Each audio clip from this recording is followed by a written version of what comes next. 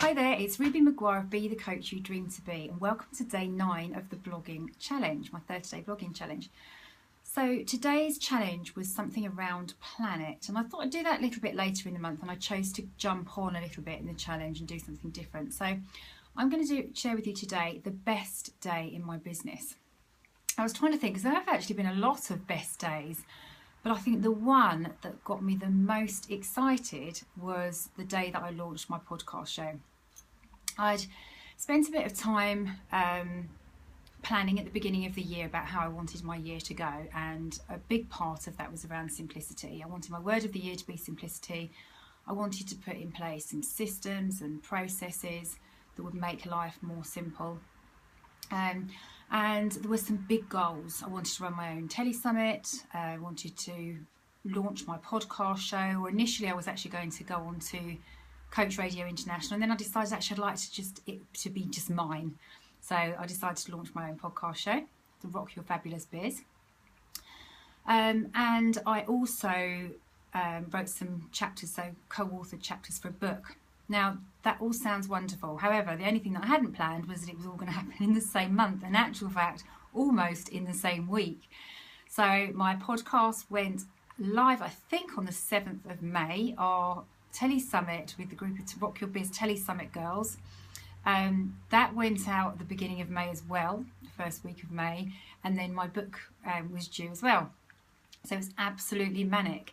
But I can remember when I'd actually hit the publish, I'd sent my details over to my VA, who was working on the techie side of the podcast show, and she then told me that it had gone live, and it was just so surreal, because I don't know why it was so surreal. I think it was just, I knew I wanted to do it, but I hadn't planned to pull it off quite so quick. So the podcast element had been one of those, you know, I'll do it in the future, I'll do it at some point this year. What actually happened in reality, though, was somebody in the group said, "Oh, anyone else got a podcast that they do? So any of the speakers?" I thought, "Oh, I wonder how quick I could pull that one off, because actually now would be the time to do it when we're sharing lots of content with different people." So I bit the bullet, got challenged by Sophie Jury of the Brand Kitchen, aka Queen of Brand, and she said you can pull it off in a week. I was like, "Oh, I don't know if I can do that." But I took on the challenge, and within a week, and a little bit of a pep talk from Sophie in between, "Yes, you can do this, come on," I pulled it off in a week. And I think it was just a combination of those three things. They're quite big things.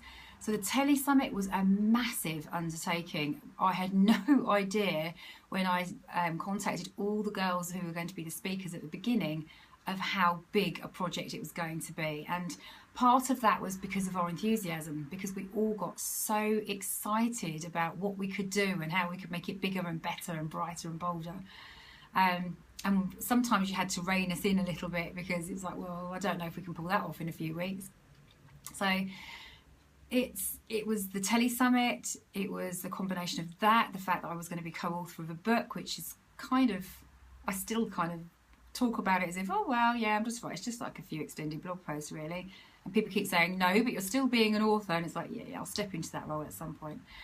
And then the podcast show at the same time, it was just a whirlwind of a week, but it was that specific day when that podcast show went live. So I did actually crack open the champagne, as was suggested to me. I did celebrate, because that's one of the things that I am not very good at.